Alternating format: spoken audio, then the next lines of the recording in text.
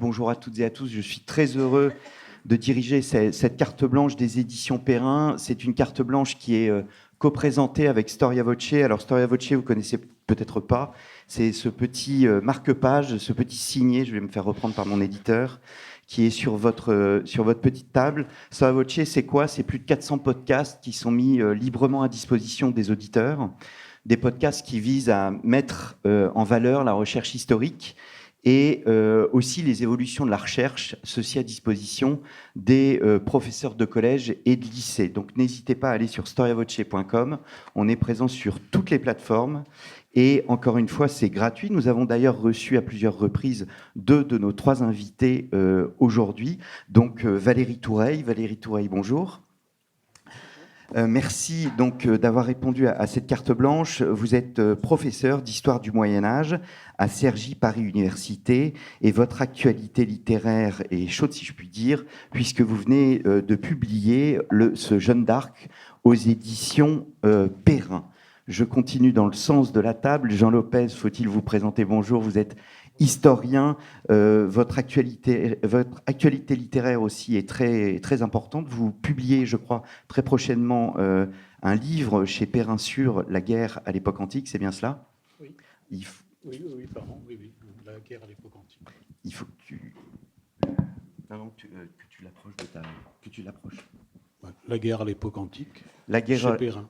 Chez Perrin.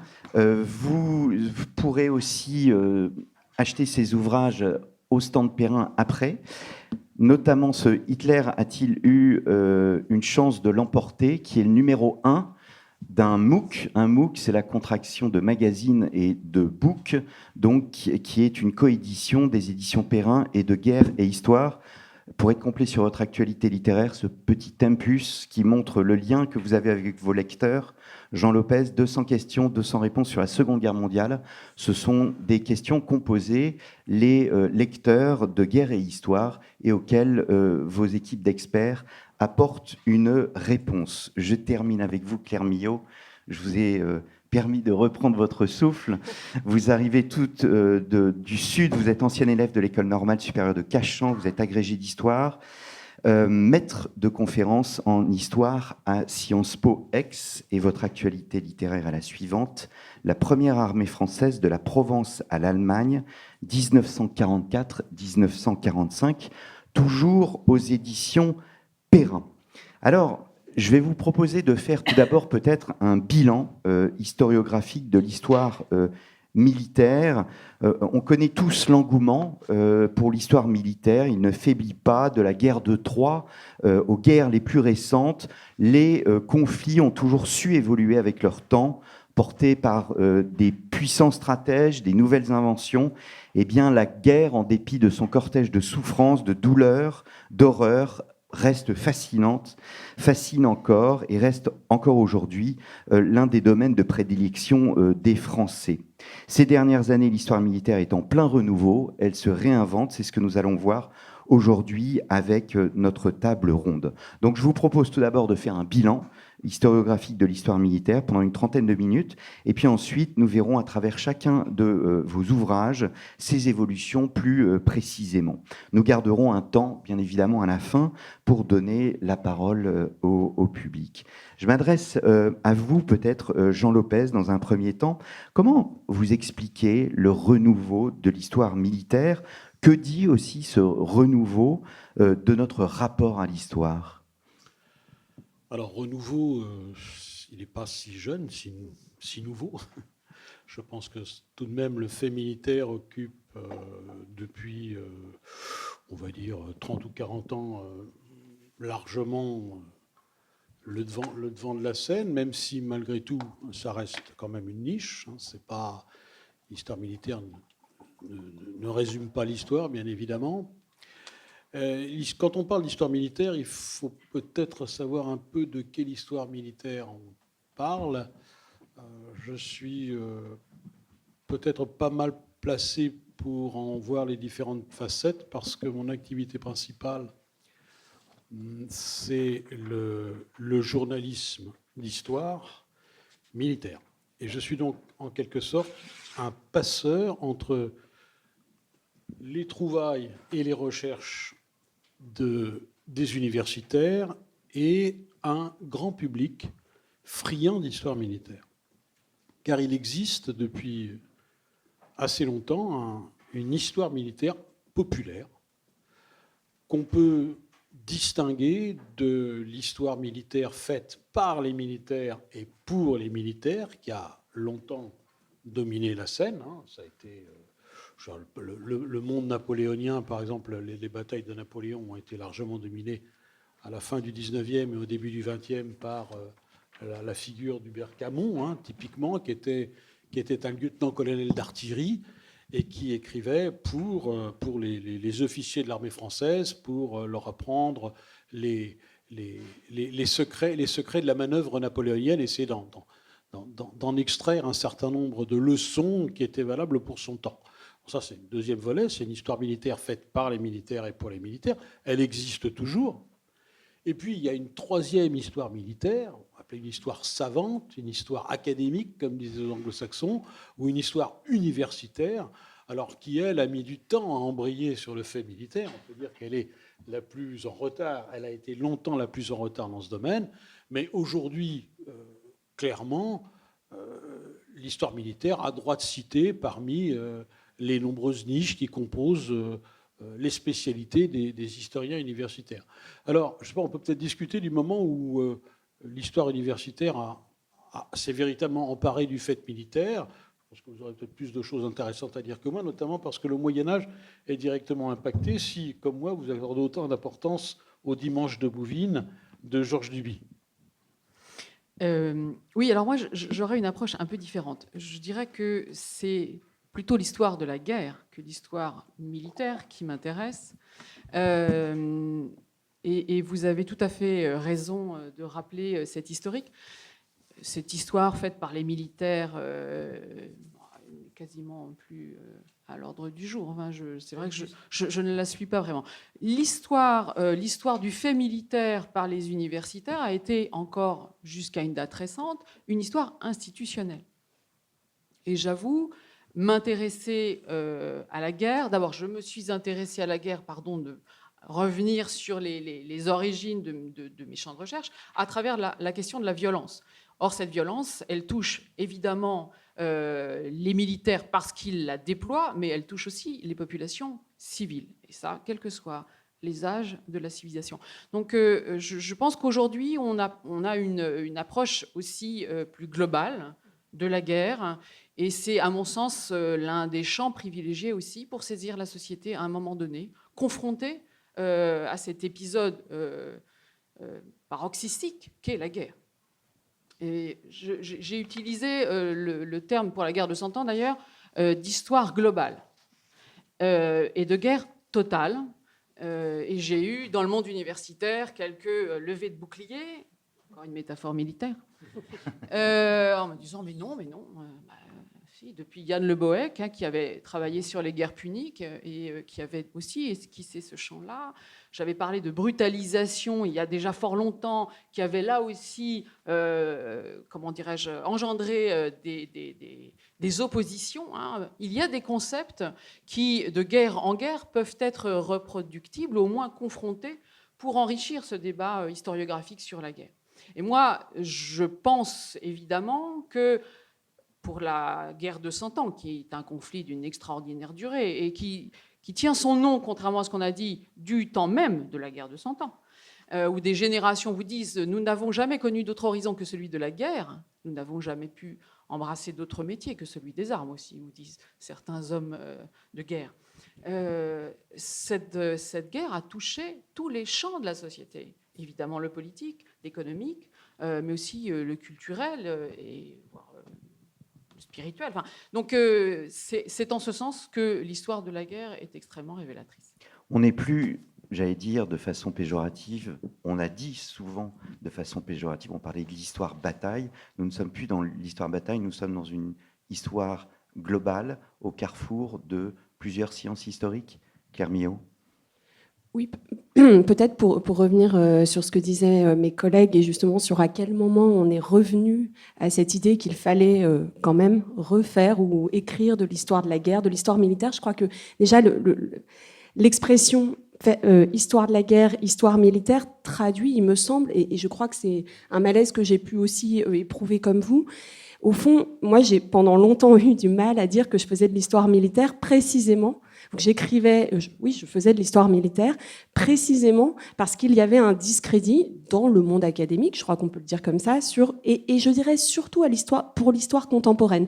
Les modernistes ont beaucoup moins, ça c'était aussi très intéressant quand je discutais avec mes collègues modernistes, enfin, il me semble, ils ne voyaient pas où était le mal, si je puis dire, à dire qu'ils faisaient de l'histoire militaire. Moi, c'est vrai que je préférais dire, et peut-être que je préfère encore aujourd'hui, je ne sais pas, dire que je fais de l'histoire de la guerre précisément parce que je suis effectivement peut-être pétrie de cette forme de discrédit de l'histoire militaire. Alors peut-être comprendre d'où vient ce discrédit sans en faire un cours, parce qu'on n'est pas là pour ça, mais je crois que ça vient aussi du fait que pendant des années, l'historiographie a été quand même dominée par l'école des annales, pour faire très vite, qui précisément avait un rapport ambigu avec l'histoire militaire. Pourquoi ? Parce que, selon l'école des annales, pour faire quand même très vite et peut-être un peu caricatural, mais peu importe, eh bien, il y avait cette idée que cette histoire militaire, elle était centrée sur les états-majors, sur l'individu.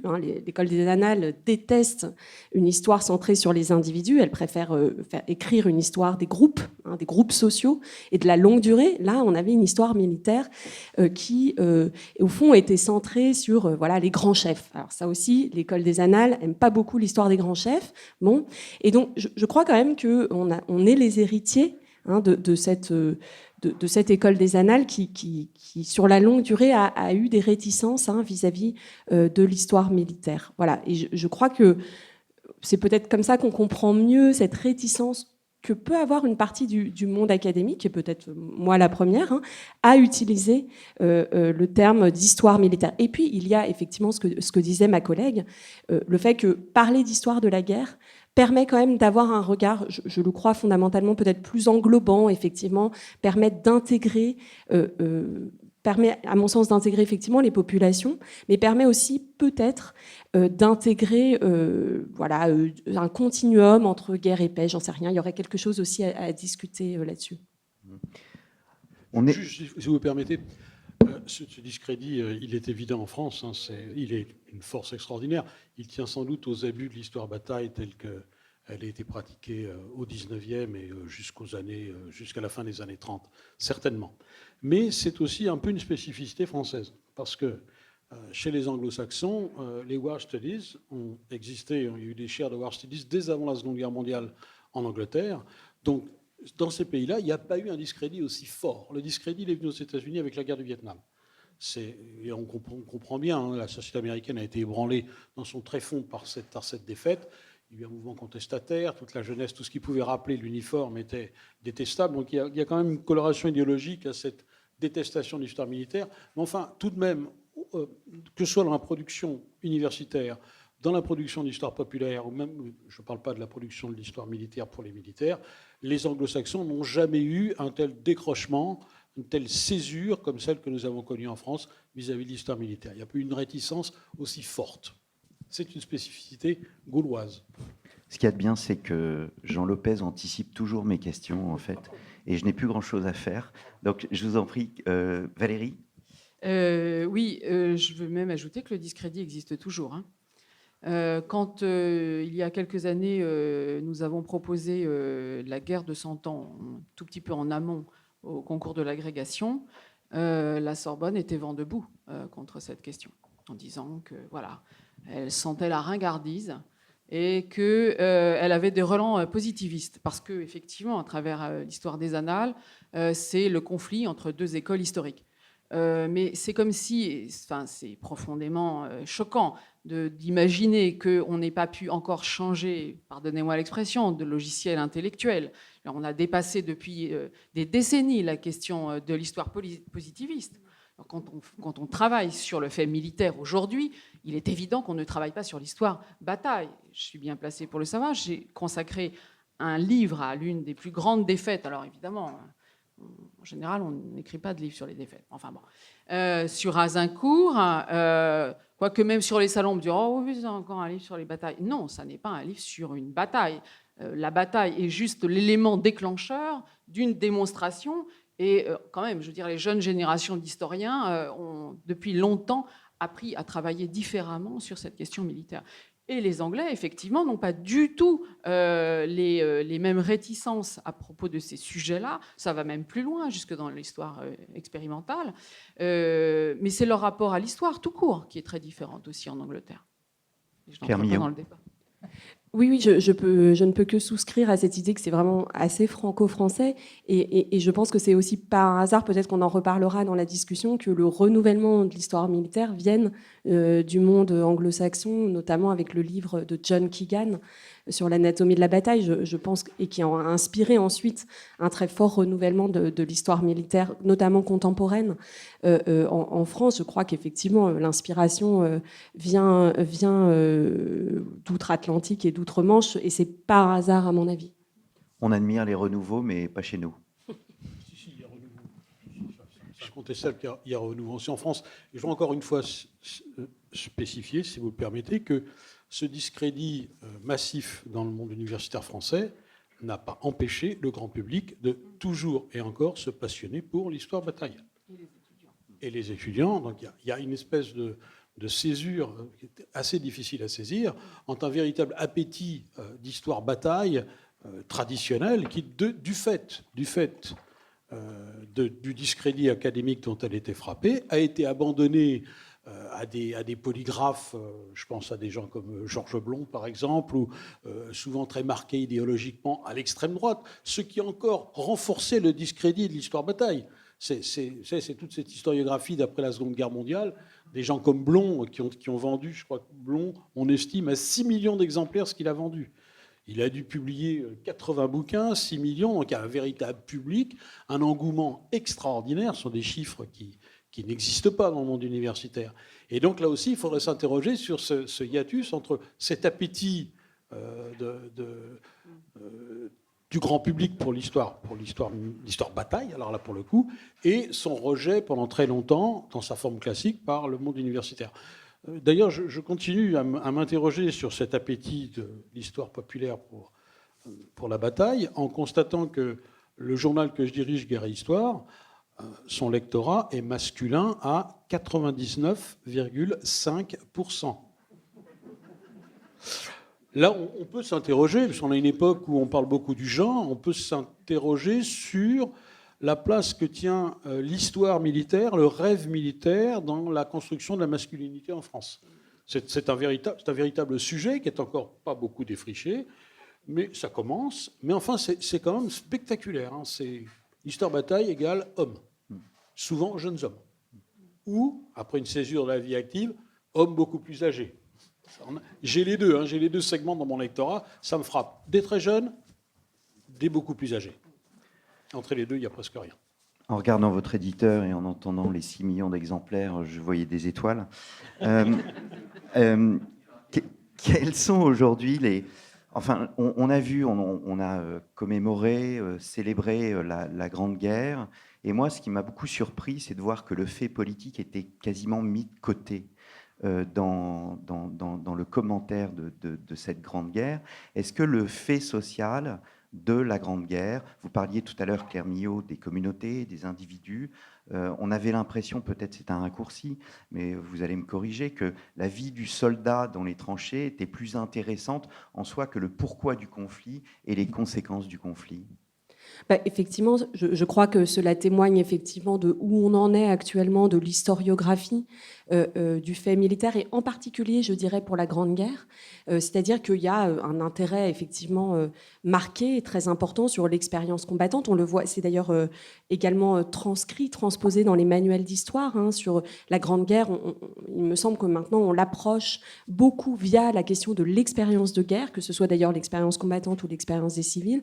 Et effectivement, là, on peut y voir la marque de John Keegan sur le fait que voilà, il faut voir la bataille au ras du sol, c'est-à-dire au plus près du combattant, c'est-à-dire au plus près de ses émotions.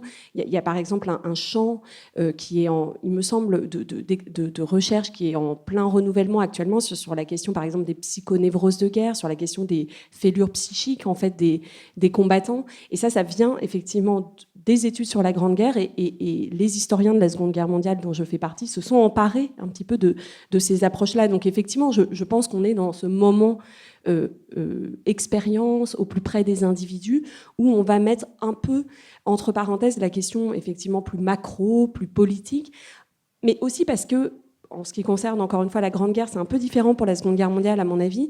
On sait aussi le débat sur la Grande Guerre a longtemps été précisément centré sur les causes de la guerre. Voilà, on s'est beaucoup posé la question de qui est responsable, l'Allemagne, pas l'Allemagne. Bon, vous avez eu ainsi un livre sur de Christopher Clark sur les somnambules. Donc le titre c'est les somnambules. Sur voilà qui est responsable.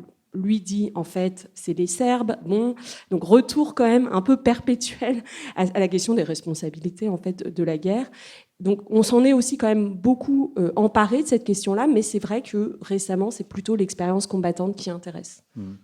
Elle a eu aussi ces blocages et ces discussions qui tournent en rond avec le grand débat des années 80 sur la coercition et le consentement, parce que c'est vrai, l'histoire anthropologique de la guerre est très intéressante, c'est de se mettre dans la tête du soldat.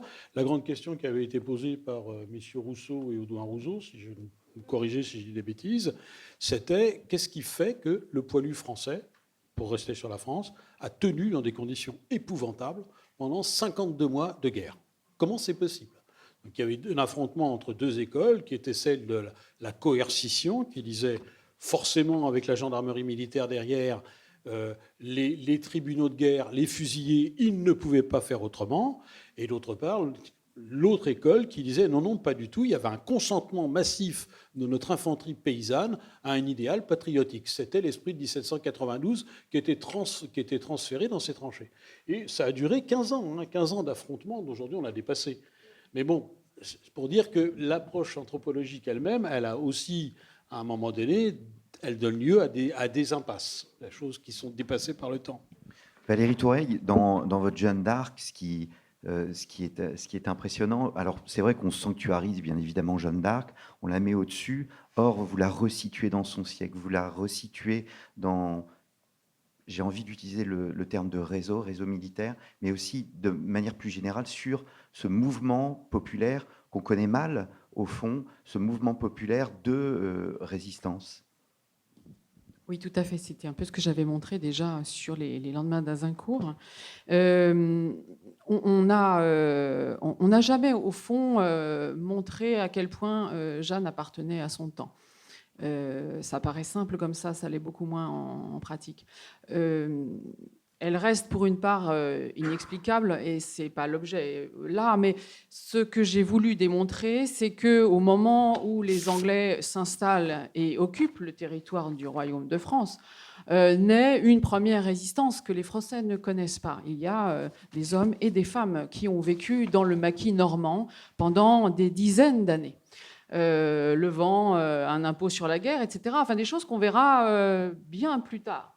Et ce mouvement de résistance populaire, il est extraordinaire. Il a confronté parfois ces troupes un peu hybrides, mêlant des gentilshommes et des paysans contre des contingents anglais. On a des affrontements dans le Val-de-Vire qui sont extrêmement violents, avec plusieurs milliers de morts. Et dans ce territoire d'occupation en Normandie, cette résistance, elle est très forte. Mais on la trouve ailleurs, en particulier sur tous les fronts d'opposition franco-anglais, et la Lorraine en fait partie. La Lorraine en fait partie. Autrement dit, ce qu'il était important de dire, c'est que même si Jeanne est exceptionnelle, elle est une figure, et une figure emblématique de cette résistance populaire.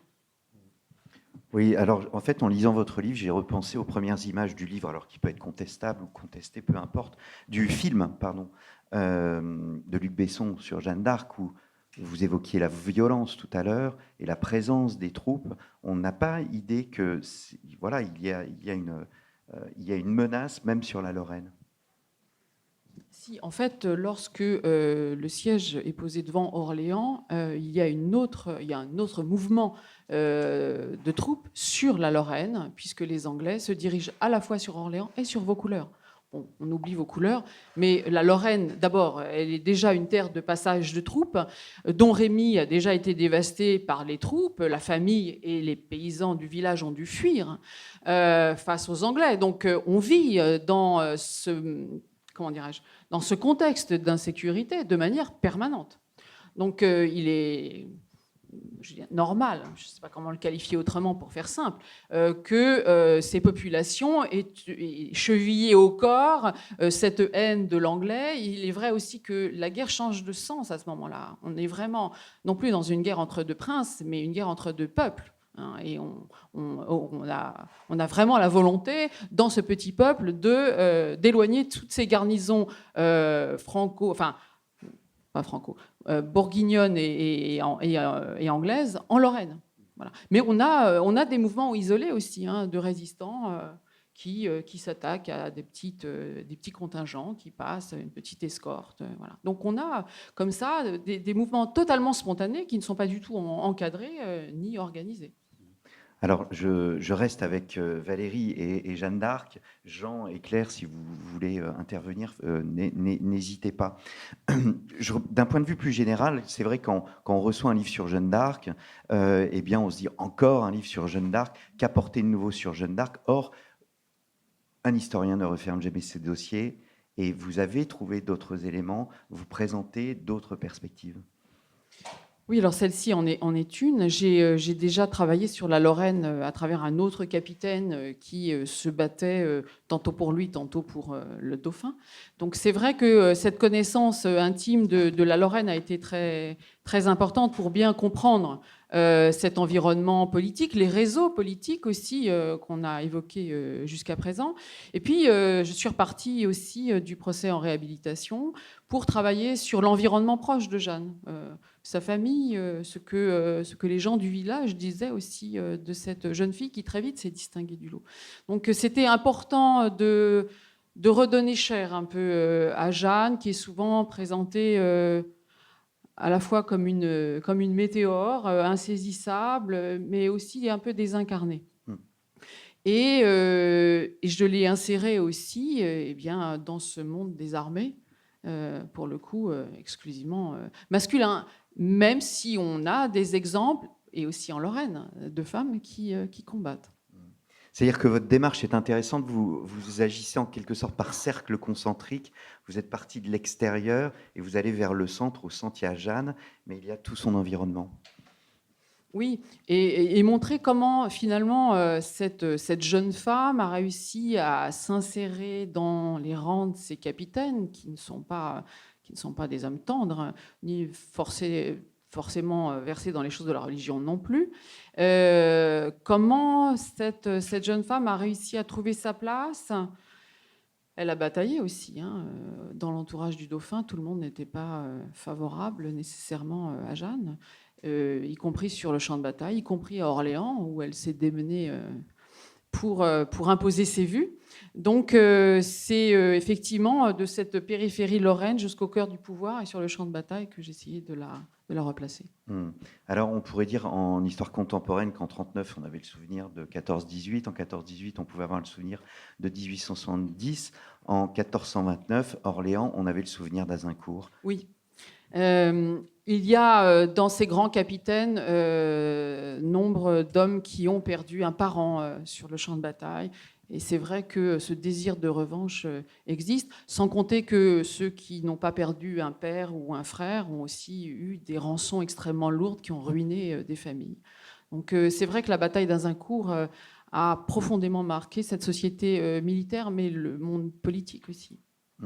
Alors je veux tout de même aller sur l'aspect plus merveilleux, puisqu'on a évoqué à la fois Azincourt et puis cette idée de mouvement populaire. Je vous cite, vous écrivez que le moment le plus merveilleux de la vie de Jeanne est celui situé entre le jour où elle entend une voix pour la première fois et celui où, convaincue de la mission qui lui a été confiée, elle entreprend d'en convaincre les autres. Pourquoi ce moment est-il au fond le plus merveilleux? Est-ce, j'allais dire, celui où vous rencontrez une forme d'émotion dans vos recherches, ou bien vous analysez froidement et vous considérez que voilà, c'est véritablement un tournant du parcours de Jeanne?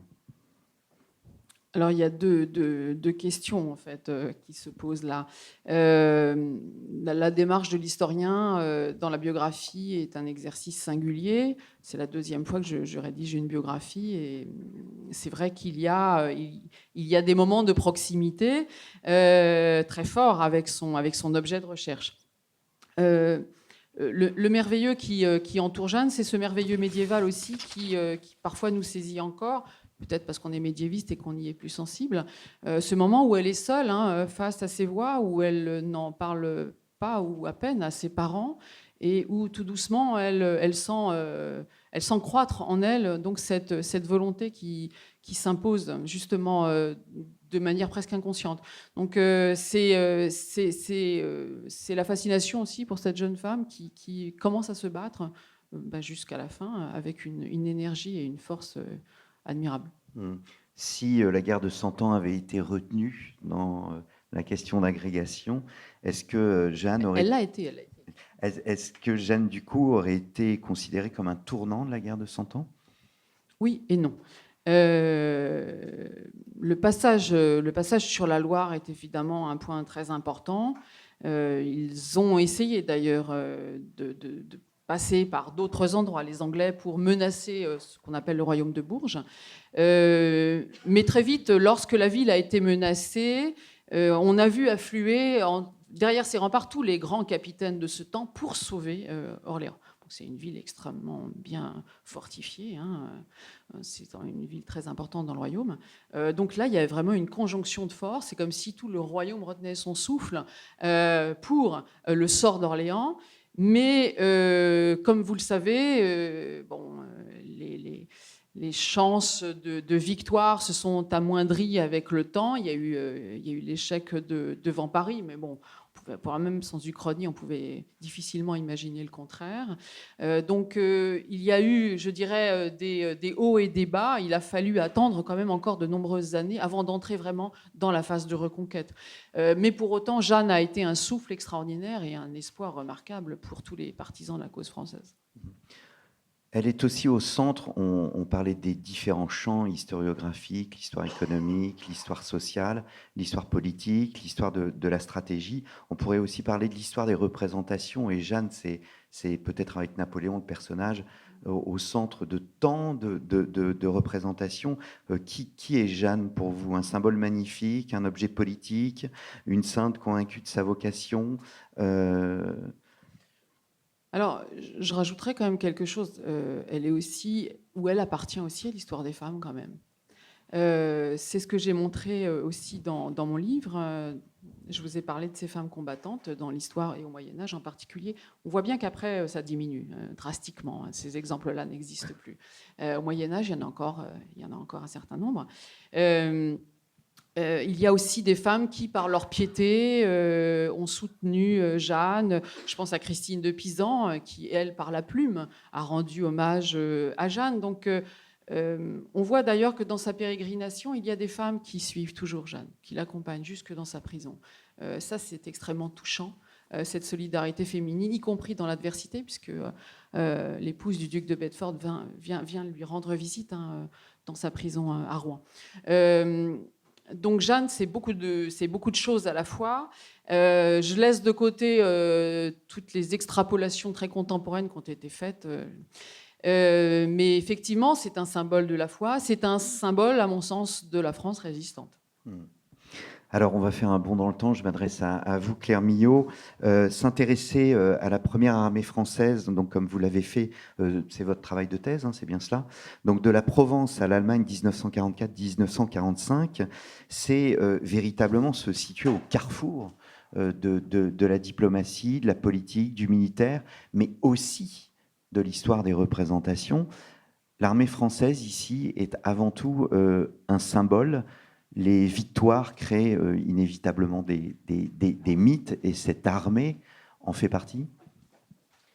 Alors oui, effectivement, c'était un petit peu l'objectif de mon travail, c'était de ne pas choisir entre un des aspects justement de cette histoire militaire, c'est-à-dire de bien sûr m'intéresser aux combattants dans leur extrême diversité, mais aussi d'essayer de comprendre comment cette armée française, hein, qui est reconstituée en Afrique du Nord, qui combat pour partie en Italie, puisque le corps expéditionnaire français en Italie, c'est en fait l'embryon, si je puis dire, de cette première armée française, eh bien, c'est un instrument diplomatique. En fait, c'est ce qui explique, pour large partie à mon avis, que la France ait été considérée comme une puissance victorieuse. Donc c'est clairement un instrument diplomatique. Et ensuite, c'est un enjeu politique aussi, deuxième degré à mon avis de l'analyse. C'est un enjeu politique pour le général de Gaulle. Pourquoi ? Parce que c'est une manière pour lui de recréer l'union, de faire de l'unanimisme, pourrait-on dire. Pourquoi ? Parce que cette armée, comme je vous le disais, elle est d'une extrême hétérogénéité et combat en son sein des anciens Français libres, des anciens de Vichy, et puis des résistants, communistes ou non d'ailleurs, volontaires, etc., etc. Donc là, ça crée de l'unanimité, et pour le général de Gaulle, c'est parfait, si je puis dire. Et donc, d'où l'enjeu, d'où l'importance de cette première armée. En revanche, je ne suis pas sûre qu'elle ait créé un mythe. Au contraire, je pense que c'est une très grande inconnue. Je dois même dire qu'au moment où je discutais de mon sujet de thèse avec mon directeur de thèse, il m'a évoqué cette armée. Et donc, moi, j'avais des vieux souvenirs scolaires. Ah oui, le débarquement de Provence. Ah oui, c'est vrai, etc. Bon, donc... Alors, j'exagère un peu parce qu'il y avait eu le film Indigène, entre-temps, qui a aussi un peu inspiré mon choix, même si ça a été pas le seul. Hein. Mais quand même, c'était une inconnue totale. En fait, cette armée, elle a été totalement éclipsée dans le mythe par la 2e DB. Alors, alors que la 2e DB, c'est une division en termes d'effectifs, ce n'est pas comparable avec la première armée. Alors, il y a plein de raisons, à mon avis, pour lesquelles la 2e DB a construit le mythe, alors que la première armée, non. Peut-être qu'on pourrait y revenir, mais moi, j'en vois plusieurs. Je pense qu'il y a la force du symbole de Paris. Hein, c'est pas pareil de libérer Marseille, même si on libère Marseille, Toulon, Lyon, l'Alsace, c'est quand même pas mal. Enfin, l'Alsace, d'ailleurs, la 2e DB y est aussi, mais en fait, libérer Marseille, c'est pas pareil que libérer Paris, je crois. Je crois qu'il faut le dire. Pas pour oui, mais là, je parle de la construction du mythe. Bien, c'est vraiment pas un jugement de valeur. J'ai pas d'action pour la mairie de Paris, mais je pense quand même que on peut expliquer ça. On peut expliquer le fait que la première armée soit entrée dans l'oubli pour cette raison-là. Et la deuxième raison, à mon avis, qui est fondamentale, c'est la décolonisation. C'est parce que cette première armée, elle est composée en très large majorité de soldats qui viennent de l'Empire, qu'ils soient colonisés ou européens. Et en fait, derrière, il y a la décolonisation, il y a le fait que c'est très compliqué, une fois la décolonisation achevée, une fois la guerre d'Algérie terminée, de célébrer une armée constituée, encore une fois, de soldats colonisés, mais aussi européens qui en veulent beaucoup au général de Gaulle, justement, de ne pas s'être battu pour que l'Algérie reste dans le giron français. Donc, il y a quand même... et puis, peut-être le rappeler également, mais ça va avec, hein, mais parmi les putschistes, hein, le putsch des généraux, il est fait quand même par 3 anciens de la première armée française. Donc voilà, d'où les enjeux notamment autour de la commémoration du colonel Salan. Est-ce qu'on commémore le colonel Salan qui est à la tête des tirailleurs sénégalais qui libèrent Toulon, ou est-ce qu'on commémore le général putschiste ? Enfin voilà, celui de 1961. Je crois que là, il y a des court-circuitages, enfin je ne sais pas comment on pourrait le dire plus précisément, de la mémoire qui, à mon avis, ont empêché que justement la première armée devienne un mythe, il me semble. Jean. La personnalité de son chef aussi, c'est quand même un élément important dans votre livre. C'est quand même un personnage. C'est pas le général Leclerc. Hein. Oui, effectivement, j'allais ajouter cet élément, mais qui me semble à la fois important, mais peut-être pas aussi central que les autres arguments. Effectivement, moi, je pense aussi, sans cynisme aucun, que le fait que Leclerc soit mort accidentellement juste après la guerre a participé du mythe aussi, probablement, alors que Delattre, même s'il s'en est mieux tiré probablement que ses congénères, a été engagé d'une manière ou d'une autre dans les guerres de décolonisation et en particulier dans la guerre d'Indochine. C'est un personnage en plus qui est extrêmement contesté, qui est contesté par Leclerc lui-même dès la Seconde Guerre mondiale, dès la bataille d'Alsace et même avant. Peu importe à la limite la réalité, mais il est très régulièrement soupçonnés d'homosexualité, ce qui est une infamie considérée comme telle, en tout cas au sein de l'armée dans ces années-là. Et donc, je l'évoque un petit peu, mais il y a des allusions un peu perpétuelles à ça dans les écrits de ces généraux qui participent, à mon avis, aussi d'une forme de discrédit, même si, à mon avis, c'est quand même un tout petit peu plus secondaire par rapport aux autres arguments. Je voudrais rester, Claire, si vous le voulez bien, sur cette idée d'hétérogénéité, puisque votre livre montre précisément la complexité des forces, mais aussi des motivations qui agissent au sein de cette armée. Et au fond, le plus petit dénominateur commun, qui est évidemment essentiel, c'est chasser l'occupant. Mais il y a cette hétérogénéité. Oui, effectivement, c'est aussi ce dont j'ai voulu rendre compte, et je suis partie d'une interrogation un petit peu simple, enfin d'un constat. J'étais frappée dans mes premiers travaux de me rendre compte, de me dire, mais au fond, mais comment ça marche alors qu'il y a une hétérogénéité extraordinaire. Alors cette hétérogénéité, je l'ai un petit peu dit, c'est déjà une hétérogénéité qu'on pourrait qualifier de coloniale, c'est-à-dire qu'on a des soldats issus de l'Empire, des métropolitains, dans leur extrême diversité, des statuts très différents en termes de recrutement. On a des volontaires, les Français libres, mais pas seulement les Français libres, ensuite les résistants de l'intérieur que l'on va amalgamer, mais pas simplement des résistants de l'intérieur, il y a aussi des volontaires qui n'ont pas été résistants, mais qui en 1944, pour plein de raisons, veulent continuer le combat contre l'Allemagne. Il y a des anciens vichistes, hein, je pense au personnage, à bien des égards un peu truculent, mais le général Montsabert, les mémoires du général Montsabert, c'est un petit peu, en termes de remarques antisémites, toutes les 3 lignes, et d'adoration de Pétain. Bon, et encore, ce sont des mémoires pour partie expurgées, à mon avis, mais bon, voilà, on a en gros cette extrême hétérogénéité, hein, et on peut se demander, au fond, comment tout ça fonctionne ensemble. Et de ce point de vue-là, j'aime beaucoup l'expression, enfin le titre d'un livre de Jean-Louis Crémieux-Briac qui s'appelle L'étrange victoire. On peut se demander dans quelle mesure on peut pas parler un peu d'étrange victoire. C'est étrange que tout cela ait fonctionné. Et la réponse à l'énigme, si je puis dire, c'est effectivement le plus petit dénominateur commun, et pas des moindres, c'est qu'il faut continuer le combat, enfin, il faut se battre contre l'Allemagne, et c'est ça qui fonctionne. Par contre, une fois que ça c'est fini, une fois que l'Allemagne capitule, eh bien, le plus petit dénominateur commun, il explose, si je puis dire. Ce qui explique, à mon avis, les crises qui traversent l'armée française après 1945. Alors juste, oui, Valérie. Oui, c'est très intéressant parce qu'effectivement, la question de l'hétérogénéité, toute proportion gardée, je la retrouve aussi, moi, dans cette volonté de chasser l'occupant. Quoi de commun entre des Lorrains, des Normands, des Bretons, des Picards, des Beaucerons, qui sont tous confrontés plus ou moins à cette occupation anglaise. Et malgré tout, c'est comme ça que c'est structuré face à l'adversité, face à l'occupant et face à l'ennemi. Eh bien, cette naissance et cette conscience d'appartenir à une nation. Mais on a bien le sentiment quand même qu'au milieu du XVe siècle, cette nation, elle est émergente, mais elle est multiple. Hein.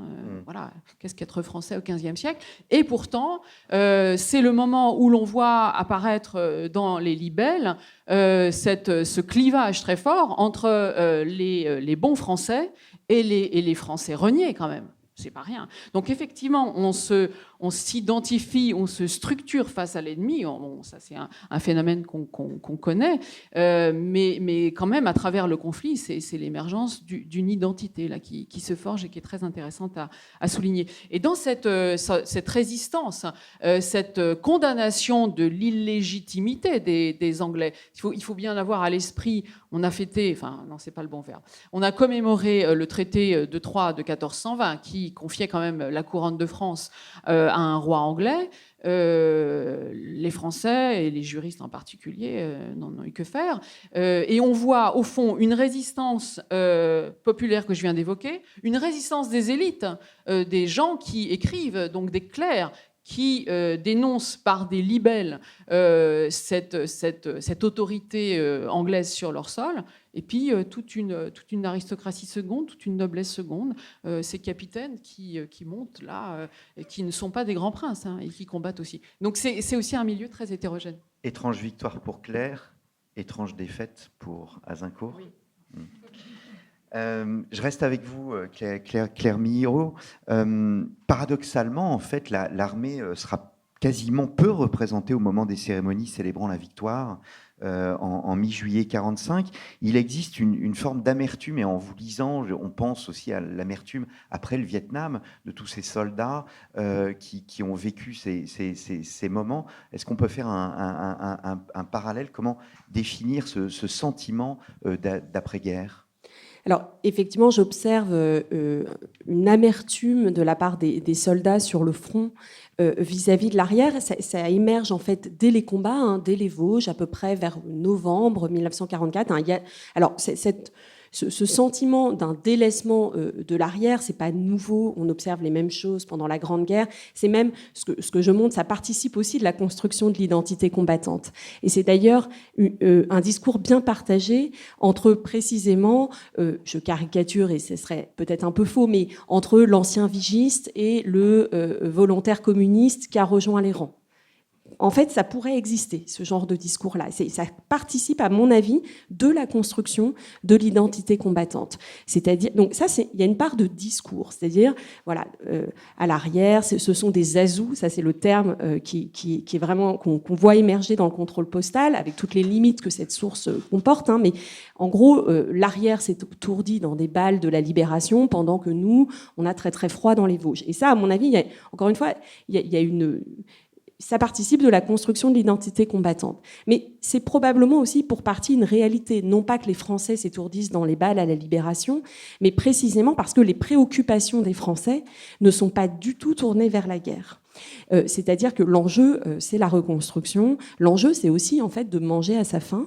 L'hiver 44-45, il est très rude dans les Vosges, mais en fait, il est très rude partout.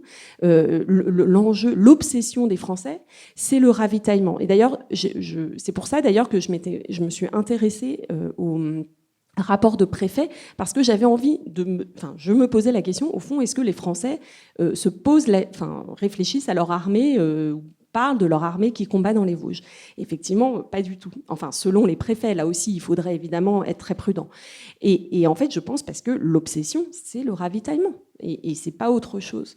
Et du coup, d'où la construction. Et l'autre élément aussi au fond, de creusement du fossé entre le front et l'arrière, c'est aussi que, alors que c'était dans les tuyaux, le général de Gaulle ne fait pas de mobilisation générale, parce qu'il n'en a pas, ce qui aurait permis, au fond, hein, de lever en masse. D'ailleurs, les documents de l'armée le soulignent en permanence. Il faudrait faire une levée en masse comme 1792. Il y a vraiment cette réactivation, pour le coup, du mythe.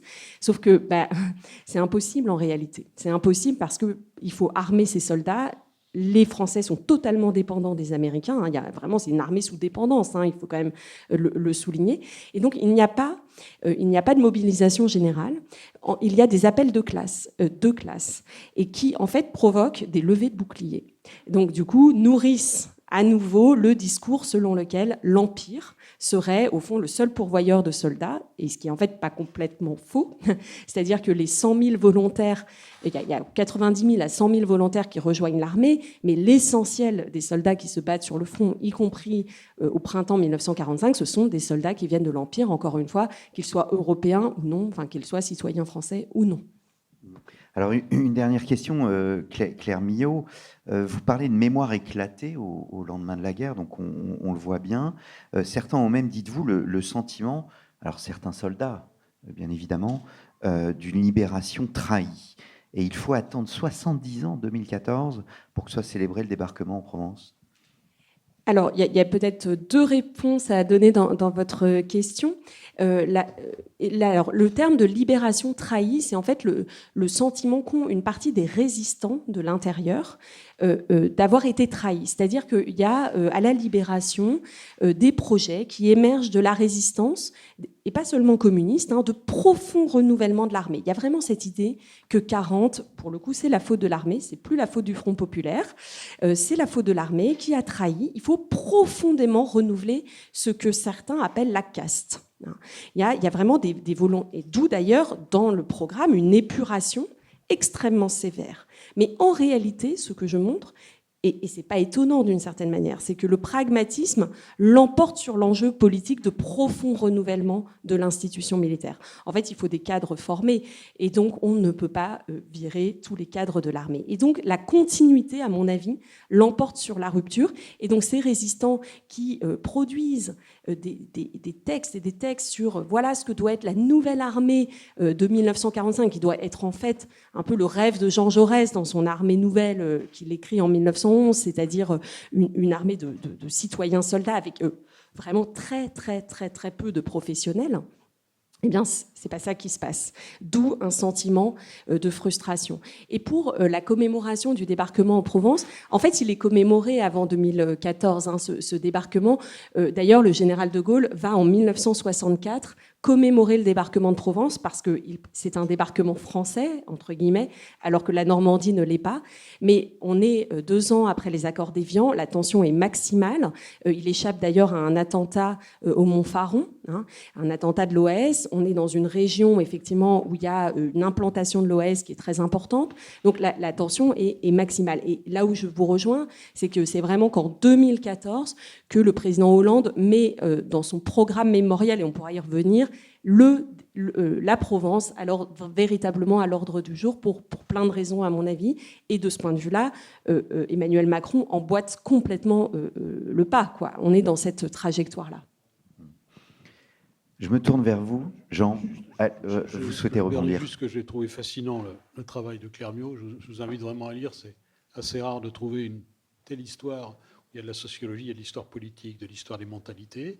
Et on aborde de plein fouet l'histoire de la décolonisation, parce que moi je l'ai vécu puisque toute ma famille était dans la première armée française, mon père, mes oncles, etc. Nous étions une famille de pieds noirs d'Algérie, et on a vécu cette dichotomie incroyable, une grande fraternité entre les 18 classes de pieds noirs qui étaient mobilisées et les tirailleurs musulmans, et que tout ça, dès 1945, a littéralement volé en éclats pour donner lieu à 2 types de ressentiments. Le ressentiment des musulmans qui sont venus verser le sang pour une mère patrie qu'ils ne connaissaient pas pour la plupart et qui, rentrant chez eux, entendent parler des massacres épouvantables de Sétif, mais aussi celui des Européens d'Algérie, qu'on n'appelle pas encore les pieds noirs, et qui ont le sentiment, eux aussi, d'être venus libérer une mère patrie qu'ils ne connaissaient pas pour finalement se voir abandonnés par cette mère patrie. Et la première armée française est aussi le creuset, vraiment, de cette double illusion, hein, qui va exploser pendant la décolonisation. Et puis, il ne faut pas oublier aussi que beaucoup sont partis avec armes et bagages en Indochine derrière. Et c'est donc ce rêve qu'avait la gauche d'une armée française déprofessionnalisée, ça va être exactement l'inverse, puisqu'on va envoyer qu'une armée 100% professionnalisée en Indochine. Donc il y a vraiment énormément de choses dans cet ouvrage. Je pense que c'est de la bonne histoire militaire. Comme elle est aujourd'hui en plein renouveau, je pense que là, c'en est véritablement une incarnation. Permettez. Je vous en prie. Bon, les éditions Perrin pourraient faire une histoire des convictions, je pense aussi. La conviction est au centre de Jeanne. Cette conviction est réelle. Quelle est la place de la conviction à l'époque de la Deuxième Guerre mondiale? Vous avez travaillé sur Zhukov. Il y a un article dans le MOOC de la guerre sur Churchill. Il n'y a pas de guerre sans conviction? Oui, je ne pense pas qu'il y ait un seul leader qui puisse persister à son poste, surtout en temps de guerre, vu les pressions maximales qui s'exercent sur lui, sans avoir une conviction. Ils l'ont tous, une conviction. De Gaulle, Churchill, Roosevelt, Staline, Hitler. Tous ont une conviction. Le seul peut-être qui ne croit pas véritablement à ce qu'il fait, c'est Mussolini. Ça a été montré un peu dans la magnifique biographie que vient de publier Maurizio Serra chez Perrin également, décidément. Et il montre qu'il rentre dans cette guerre plein de doutes. Et on voit bien d'ailleurs que sa gestion de la guerre est extrêmement désordonnée. Il n'y a aucune tension intérieure. Donc oui, la conviction, bien sûr, il faut de la conviction. Mais tu ne fais pas seulement pour faire les guerres, il faut de la conviction pour faire de la politique aussi. Hein. Et des livres d'histoire. Claire Miot rappelle la vision de De Gaulle qui considérait la guerre avec l'Allemagne comme une guerre de 30 ans. Vous aussi, dans vos analyses, Jean, vous mêlez intimement Première et Deuxième Guerre mondiale. On peut comprendre, par exemple, les relations russo-allemandes en 1939-1940 sans avoir en tête cette grande guerre. Oui, enfin, la guerre n'est pas un isolat. C'est quelque chose qui, c'est la continuation de la politique par d'autres moyens, les éclats ensuite. Je pense que c'est une formule qui reste toujours extrêmement puissante. Il y a un avant la guerre, il y a des relations qui existent entre les États. Il y a un état de guerre où la violence se substitue en grande partie, pas totalement d'ailleurs, à la politique. Et puis il y a un après-guerre où la politique reprend ses droits, mais également en subissant l'empreinte d'une violence passée. Donc on peut pas isoler ces choses-là. Donc s'agissant des relations entre la Russie et l'Allemagne, puisque telle est votre question, bien sûr, on ne peut pas les comprendre si on n'a pas en tête tout ce qui s'est passé, je dirais, dans les 1 siècle et demi qui ont précédé. Si vous étudiez, par exemple, la sociologie des officiers de la Wehrmacht, vous allez y trouver une domination jusque vers 1942-43, après sa bascule, des Junkers de l'Est, c'est-à-dire de l'aristocratie, pas forcément très riche, mais de l'aristocratie prussienne. Cette aristocratie prussienne, elle est extrêmement marquée par une tradition de l'amitié avec la Russie. C'est presque un prérequis chez eux. Ce qui fait que même la Première Guerre mondiale leur a posé un véritable problème. Ça a été pour eux quelque chose de très douloureux. Dès qu'ils ont pu, après la Seconde Guerre mondiale, ils ont renoué des liens avec cette Russie, même qui était devenue bolchevique. C'est les fameux accords de Rapallo. Donc là, il y a aussi une dénomination, il n'y a pas seulement les mentalités, il y a aussi un certain nombre d'intérêts qui jouaient, notamment dans les commerces de grains entre ces aristocrates et Odessa. Enfin, il y a tout un tas de choses qui a été bien mis en valeur et qui les amène à adopter une certaine posture diplomatique. Évidemment, quand Hitler va signer le pacte germano-soviétique avec Staline, là aussi, pour certains, ils seront très étonnés en bien par ce Führer qui semble renier lui-même ses propres engagements. Évidemment, tout ça va se terminer par l'épouvante du conflit germano-soviétique. Enfin, donc, on peut difficilement faire l'histoire du conflit germano-soviétique sans considérer tout ce qui s'est passé avant. Mais c'est vrai de toutes les guerres, pas seulement celle-ci. Kermio, De Gaulle avait raison, une guerre de 30 ans. Et est-ce qu'on peut même, au fond, revenir jusqu'à 1870 et voir une guerre non plus de 30 ans, mais de 50 ans ? Je ne sais pas. Enfin, là où je suis tout à fait d'accord avec Jean Lopez, c'est que effectivement, il faut bien. J'ai essayé de le faire, se rendre compte de l'imaginaire dans lequel ces hommes qui combattent en 44-45 sont construits, baignent. Et effectivement, alors. On peut remonter à la guerre franco-prussienne, à mon avis, sur la question notamment des francs-tireurs, la généalogie qu'il pourrait y avoir entre la figure du franc-tireur en 1870-71, Gambetta qui lui aussi réactive le mythe des soldats de l'an 2, et c'est effectivement ces volontaires de 44-45, là il y a effectivement un petit héritage. Pour cette histoire de guerre de 30 ans, en fait... Oui, il y a effectivement des continuités énormes, c'est-à-dire que vous évoquiez notamment le sentiment de frustration des soldats coloniaux qui viennent combattre en 44-45 et puis qui reviennent et c'est sétif et puis ils ont eu surtout pas beaucoup de droits nouveaux. Et j'ajouterais, et leur père et leur oncle ou leur grand-père qui avaient combattu en 14-18 dans une logique pour certains un peu assimilationniste, c'est-à-dire espérant qu'en retour du service militaire, de l'impôt du sang, ils en obtiendraient des droits. Ils avaient été quand même un peu déçus, c'est le moins qu'on puisse dire.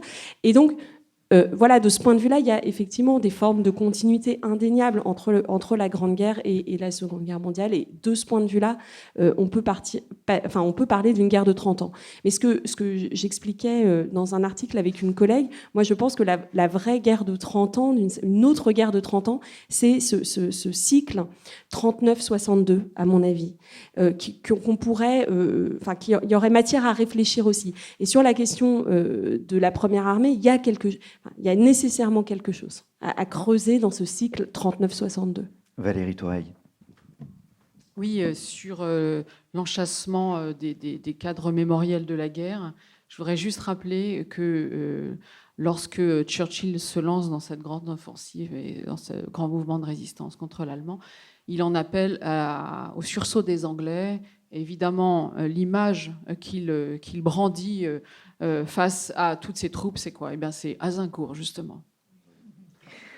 Alors, je reviens vers vous, Jean Lopez. Donc, vous avez dirigé De la guerre, une coédition Perrin, guerre et histoire avec ce thème. Hitler a-t-il eu une chance de l'emporter? Le principal conseiller d'Hitler, Alfred Jodl, disait que dès 1941, Hitler savait qu'il ne pouvait gagner la guerre.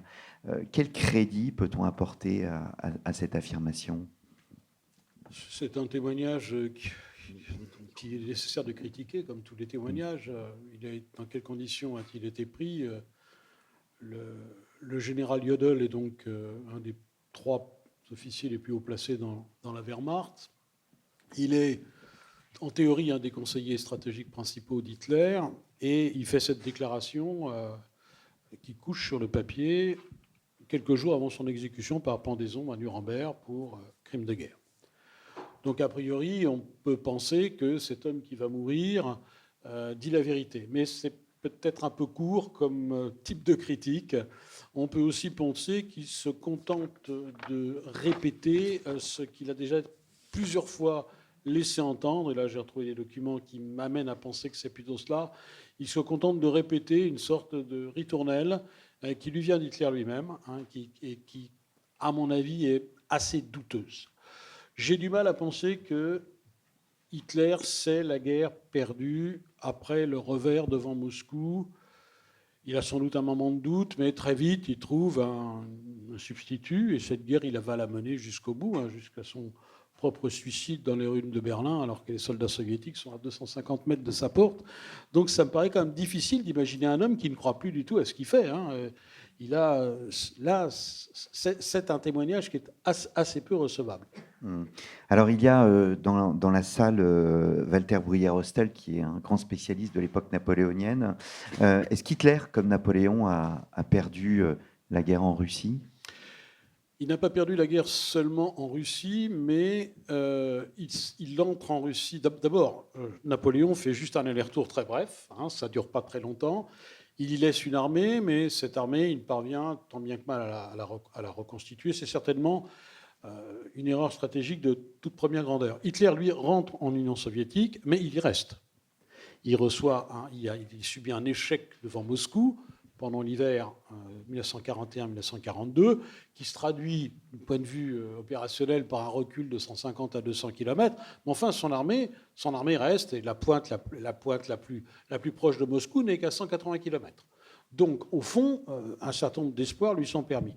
Alors, là où il y a un piège, évidemment, c'est qu'il avait imaginé une stratégie globale pendant l'été 1940, qui était, après l'effondrement de la France, qui était assez simple à synthétiser. Ça a été fait par Andreas Stieglgruber dans les années 80 dans un livre qui reste toujours un livre d'actualité. C'est qu'il imagine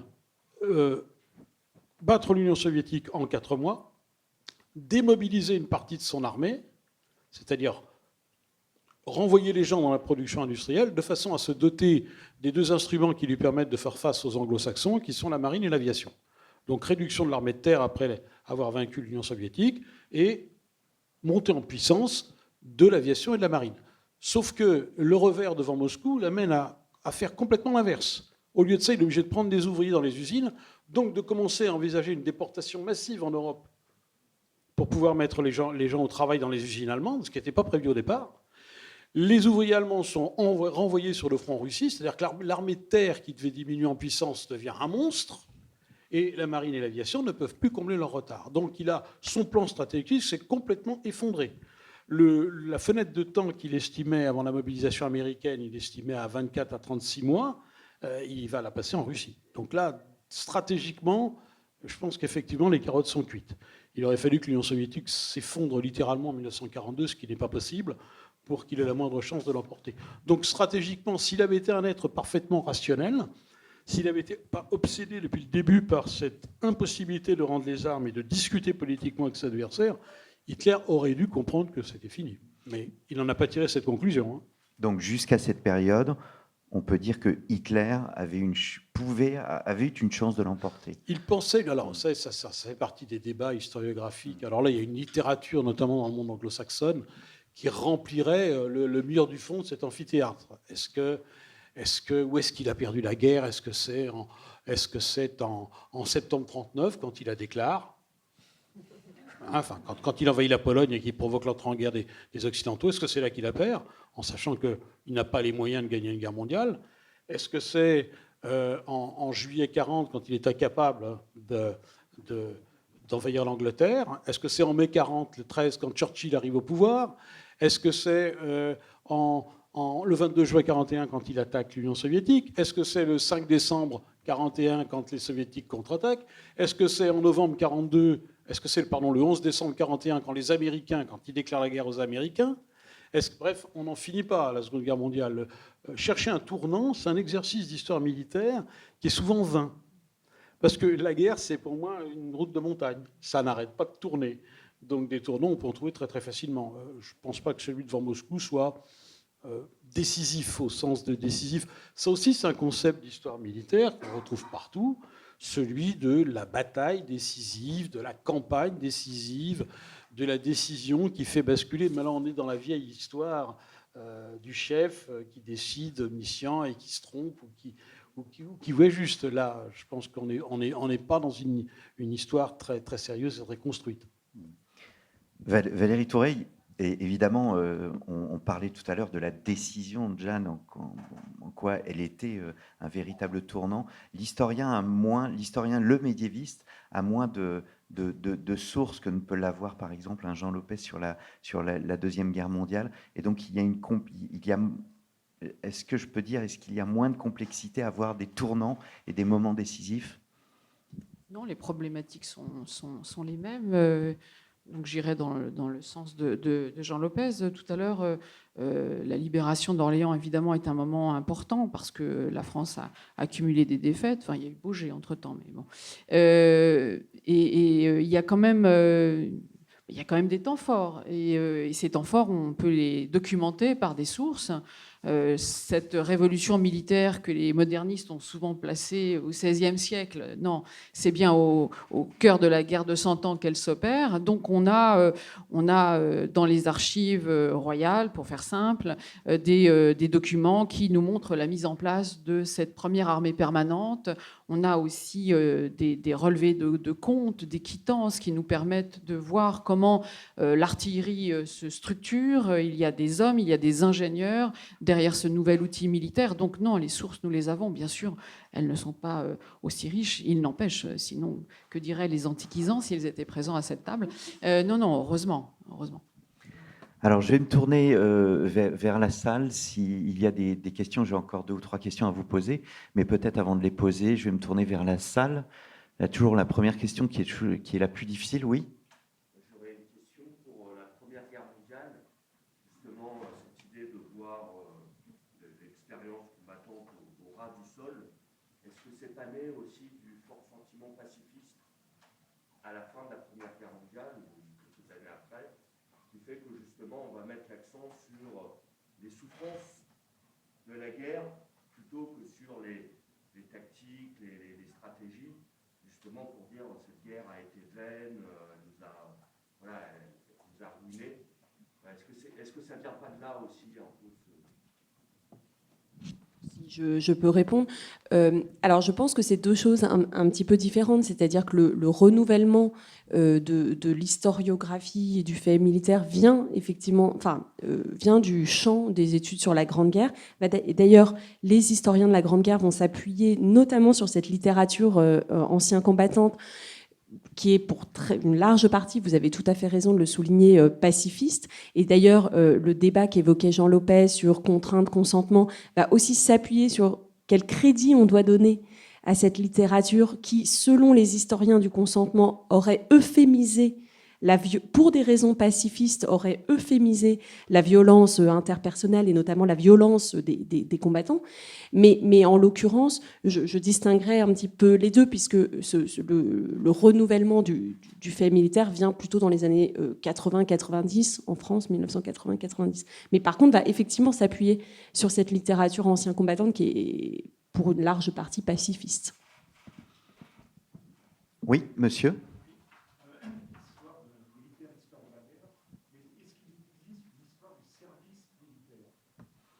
Jean. C'est quand même en période de fait, on préparait le déclassage vers 20 ans à la prochaine guerre à venir. Civis pacem parabellum. Oui, Jean Lopez. bien sûr. Je dirais même que le renouveau de l'histoire militaire, entre guillemets, hein, parce qu'on a mis beaucoup de guillemets implicitement, il a commencé par l'histoire du fait militaire, pas seulement la guerre, mais le fait militaire, et notamment de l'organisation militaire permanente.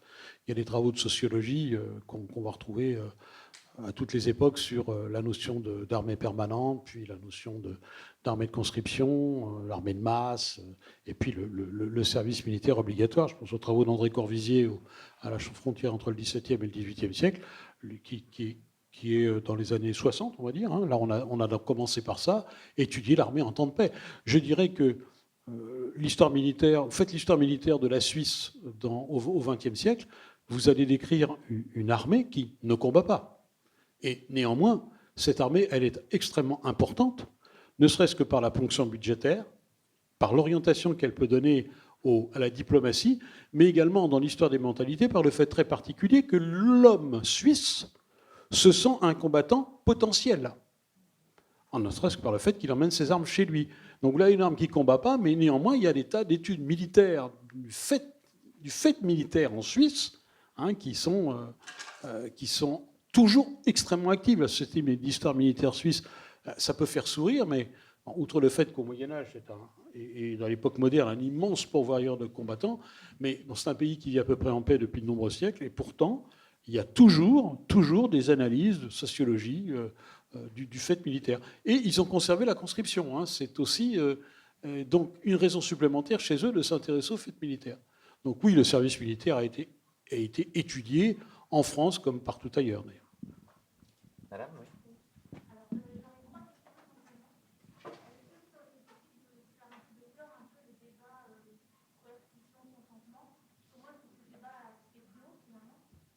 Le débat coercition-consentement. Pardon, le débat coercition-consentement, comment ce débat s'est-il terminé? On va dire parce qu'il y a un peu des deux. C'est toujours pareil. À un moment donné, on croit tenir une martingale, on va exploiter un certain nombre de sources. Quand on va piocher dans les cartons de la justice militaire, on va plutôt avoir tendance à dire il y a une coercition terrible. Du coup, on va sélectionner un certain type de lettres où on va retrouver les échos de cette coercition. Et puis, quand vous interprétez vos sources, les mêmes d'ailleurs, ça peut être les mêmes, vous les interprétez de façon différente, vous allez trouver que le consentement, il est très important. Il n'y a pas très longtemps, on a publié des lettres entre là, j'ai peur que ma mémoire soit pas très juste, c'est entre un agriculteur et sa femme, qui était une ancienne institutrice, je crois que c'était dans l'ouest de la France. Superbe recueil de lettres entre cet époux et son épouse, où on trouve exactement les deux affirmations. L'homme se plaint de sentir le poids de la coercition, mais il se plaint aussi de sentir le poids du groupe qui repose sur ses épaules, et en même temps il s'affirme comme un ardent Français. Tout ça entre des déclarations d'amour pour son épouse. Et elle lui renvoie la vision de l'arrière. Donc là, on a un échange absolument extraordinaire, la lassitude de l'arrière, et en même temps l'ardent patriotisme de l'arrière, et aussi la peur du gendarme, parce que la peur du gendarme, elle existe aussi à l'arrière. Donc si vous voulez, le débat, il s'est clos faute de combattants, parce qu'au bout d'un moment, on a fait le tour, et puis voilà, il y a un certain nombre de débats. Alors, Valérie a employé une expression qui me paraît très importante, c'est celle de révolution militaire. C'est quelque chose qui est très discuté, mais ça prouve, c'est un des aspects du renouveau de l'histoire militaire, même si cette thèse en elle-même est extrêmement contestable. Mais en gros, dans les années 80, un historien britannique, Geoffrey Parker, a pour la première fois énoncé une causalité historique extrêmement puissante où le fait militaire était central. Il estimait que c'était la construction de l'État moderne et la mainmise de l'Europe sur le monde était due à une révolution militaire entre la fin du Moyen-Âge et le début des temps modernes, qui se caractérisait en gros par les armées permanentes, la création de structures militaires très puissantes au sein de l'État, l'apparition de l'artillerie, etc. Et donc ça prouve la capacité de l'histoire militaire à interroger l'histoire globale. D'ailleurs, je note que si les travaux de Parker sur le fond ont été très critiqués, ils sont implicitement à l'origine de deux courants importants de la recherche historique contemporaine, qui sont ce qu'on appelle la world history, hein, c'est-à-dire l'habitude de considérer l'histoire au niveau mondial, parce que Parker a été obligé de comparer les systèmes militaires, de regarder les systèmes militaires dans le monde entier pour voir s'il y avait vraiment une révolution militaire. Et la deuxième chose, c'est qu'il y a aussi une approche comparatiste, implicite, qui a ouvert de nouvelles avenues. On est allé voir ailleurs qu'en Europe, ailleurs qu'aux États-Unis, le fait militaire. Parce que cette histoire militaire, elle a été très longtemps européo- et nord-américano-centrée. Aujourd'hui, elle s'ouvre à d'autres continents, à d'autres formes de guerre. Je pense qu'une des grandes tendances aux États-Unis ces dernières années, c'est à la production d'ouvrages sur la culture de guerre au Vietnam, dans le monde arabo-musulman, en Amérique du Sud, c'est-à-dire des endroits où on pratique d'autres formes de guerre, parce que les outils ne sont pas les mêmes, les mentalités ne sont pas les mêmes. Et il y a eu un véritable renouvellement. Donc là je me permettais juste de rebondir, parce que Parker a finalement ouvert, même si sa critique est un peu aujourd'hui un peu passée de mode, la révolution militaire, bon, c'est peut-être trop systématique, trop beau pour être vrai. Il n'y a pas de clé universelle qui permettrait d'expliquer l'histoire du monde. Mais enfin, il a quand même, à partir de sa position d'historien militaire, il a ouvert un vaste champ de connaissances. Et ça, je pense que c'est vraiment un beau tribut à payer à l'histoire militaire. Alors, il nous reste 5 minutes. Vos deux autres questions ?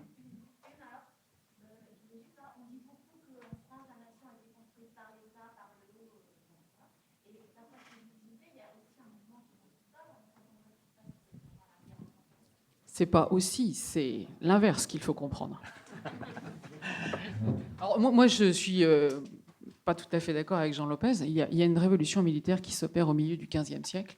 L'armée, évidemment, moi je parle du Royaume de France, je ne vais pas parler du Japon à l'ère Edo. Hein. Ce que je veux dire par là, c'est que cette armée qui était de structure féodale a déjà bien changé depuis le milieu du XIVe siècle. Elle se professionnalise, elle devient une armée royale, c'est-à-dire que le roi impose un monopole de la force armée, et ça c'est un mouvement ample qui trouve son terme, je vais dire presque là, parce qu'après il y a la fronde, mais bon.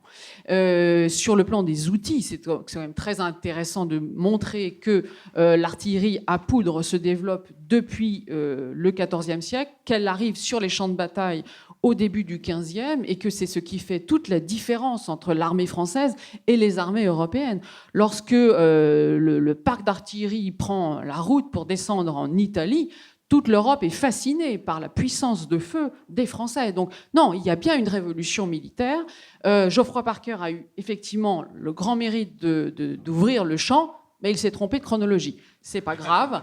Voilà, mais c'est un moment important. Quant à la construction de l'État, oui, il y a une espèce de trilogie entre l'État, la guerre et l'impôt. Mais je crois que ça serait un débat qui serait beaucoup trop long à ouvrir aujourd'hui. Alors, une dernière question. Tout à l'heure, vous parliez de Walt Disney. Je crois qu'il y avait Victor Davis Hanson qui avait, pour la Révolution critique, fait des reconstitutions, il me semble, c'est ce que j'avais vu. Et est-ce que pour l'histoire militaire, ces reconstitutions, c'est quelque chose qui est surtout pour les passionnés? Ou alors est-ce que le chercheur, ça le fait avancer? Alors, le milieu des reconstituteurs, je connais un petit peu aussi. En fait, quand on travaille sur la guerre, je vous ai parlé des femmes, je vous ai parlé des armes. J'ai travaillé sur les collections des invalides, sur les armures, les bombardes. Donc, on touche un peu à tout. Tout en étant femme, c'est aussi un autre sujet. Hein. Parfois, on me dit, mais pourquoi vous êtes intéressée à la guerre? Pourquoi pas à la poésie? Le milieu des reconstituteurs est très intéressant et foisonnant à l'échelle du monde. Hein. On a des chevaliers américains. Mais il y a des jeunes chercheurs qui ont passé, moi j'ai été membre de jury, hein, qui ont passé des thèses sur des traités d'armes, sur de l'iconographie, sur la manière de combattre, etc. Donc qui ont à la fois une pratique quotidienne. Et ils vendent leur savoir-faire comme reconstituteurs. Et ce sont aussi des docteurs en histoire. Alors, Jean Tricourt. Sur Hanson, il a quand même montré par ses reconstitutions des choses très importantes, notamment le fait pourquoi au combat la phalange dérive toujours vers la droite. S'il a montré au combat que chaque hoplite tenant son arme d'une main et le bouclier d'une autre, chaque homme devait se serrer contre son camarade pour être à l'abri du bouclier du voisin. Donc d'où cette extraordinaire homogénéité de la phalange et cette dérive. Donc là, ça avait un intérêt, alors vraiment strictement tactique, mais pas seulement tactique, parce que même du point de vue des mentalités et de la proximité physique de la phalange, et certains ont même étendu jusqu'à... j'ai oublié le nom de cette chercheuse américaine qui en avait dérivé toute une théorie sur l'homosexualité chez les Spartiates et cette proximité permanente des corps. J'ai oublié son nom. Enfin, ça va me revenir. Donc, vous voyez, ça va très loin. Le fait militaire, là, nous amène extrêmement loin.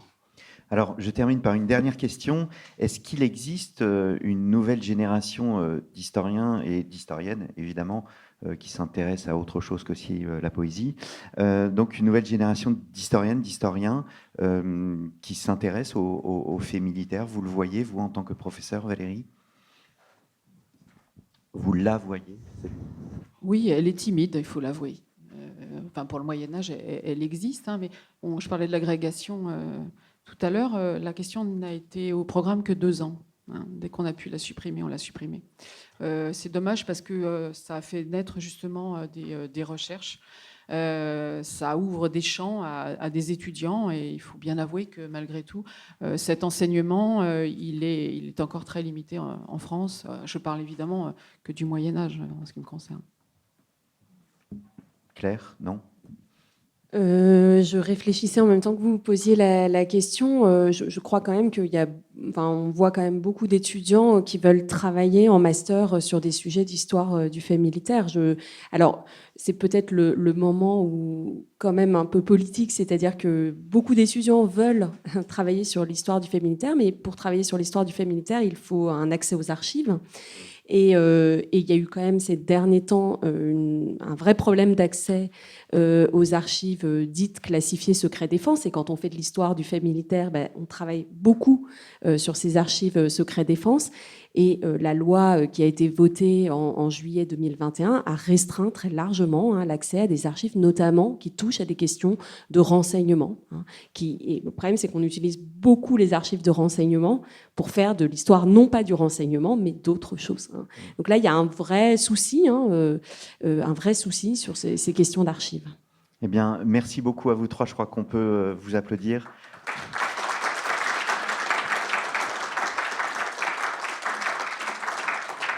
N'hésitez pas à retrouver ces 3 auteurs et aussi Walter, spécialiste des maréchaux d'Empire. Donc la première armée française, Claire Millot, de la Provence à l'Allemagne, 44-45, chez Perrin. Valérie Toureille, son Jeanne d'Arc, chez le même éditeur. Et puis De la guerre, et puis tes nombreux ouvrages, Jean, sont sur le stand Perrin. Donc Hitler a-t-il une chance de l'emporter? Et je me permets aussi de vous renvoyer donc à notre stand storiavoce.com. Storiavoce a un stand, c'est le 242 en dehors de la Logrin, sous la tente. Un grand merci et à l'année prochaine.